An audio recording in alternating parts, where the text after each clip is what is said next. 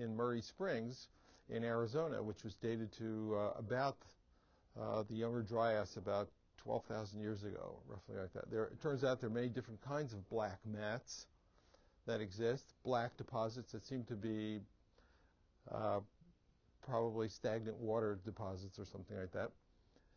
And in this documentary, they kind of looked at looked at material that they claimed came from outer space in the form of an extraterrestrial comet or something like that that hit the western part of the United States.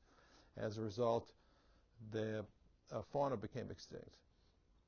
In all these examples, these three examples, I always find it, being a geologist who's done geoarchaeology for 35 years, that people, again, they look at stuff and they look how it, and they analyze it. In the case of this black mat, they spent hours on the scanning electron microscope looking for hexagonal diamonds, which do come from outer space, and they use this as evidence that a comet came and exploded and basically provided conditions that were not sustainable for large megafauna. But no one ever really looks in detail or destructuralizes or destructures the material that they're looking at. So in the Paisley Cave coprolite, for example, they never really looked at the coprolite to see what it is. It turns out, if you look at the science paper that was published in May of 2008, there's a big feather sticking out of this coprolite, which is very odd. I don't know too many humans that eat feathers. This is a feather this big. So no red flags came up. The same thing with the Murray Springs. As far as I know, no one's actually looked in detail at one of these black mats. And so I just today received in the post some thin sections from a former student from the university of mine who's now at the University of Arizona that sent me some thin sections that one of her colleagues collected in Arizona, where they did is collected a block of sediment that right there at Murray Springs across the boundary that represents the time period in which this extraterrestrial would have hit the surface of the Earth and would have wiped out the fauna there. And so what they did was they collected some intact blocks of this sediment across the boundary, took them back to the laboratory, hardened it in resin, and sliced it up and made these thin sections, of which I have one here,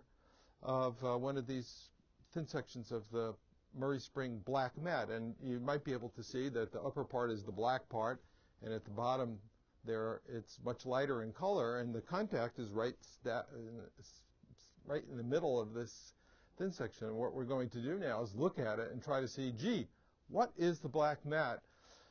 And sort of go back several levels of sort of intellectually and scientifically and just establish what this stuff is.